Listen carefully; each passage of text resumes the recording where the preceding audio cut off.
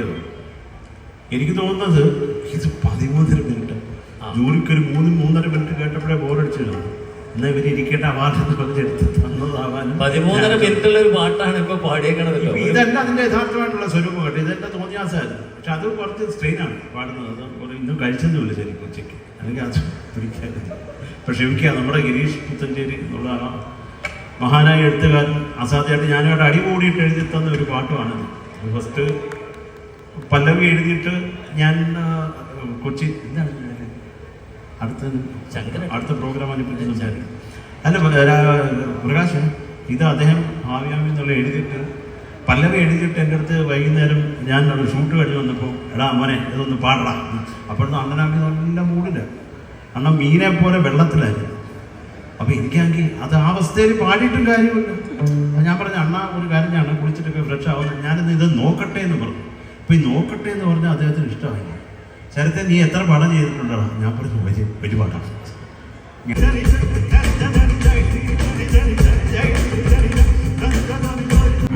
ഈ അതിശയരാഗം എന്നുള്ള പാട്ട് അപൂർവ രാഗങ്ങൾ എന്നുള്ള ചിത്രത്തിലുള്ള ഫിലിമിലെ പാട്ടാണ്. അപ്പം ഇത് MSV സാറാണ് സംഗീത സംവിധാനം.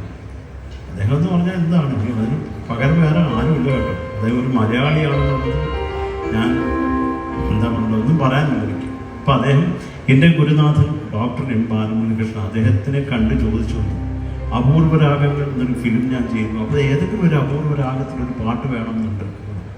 അപ്പം എൻ്റെ ഗുരുനാഥൻ പറഞ്ഞു മഹതി എടുത്തു പോകും. അപ്പം മഹതി എന്നുള്ള അദ്ദേഹത്തിൻ്റെ രാഗമാണ്, 7th ആണ് സംഭവം.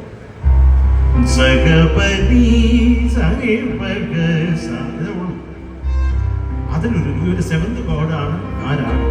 അസാധ്യ സംഭവം. ഇപ്പം MSV സാറിൻ്റെ അടുത്ത് പറഞ്ഞിട്ട് സാർ ഉടനെ അതിന് ട്യൂണും ചെയ്തു.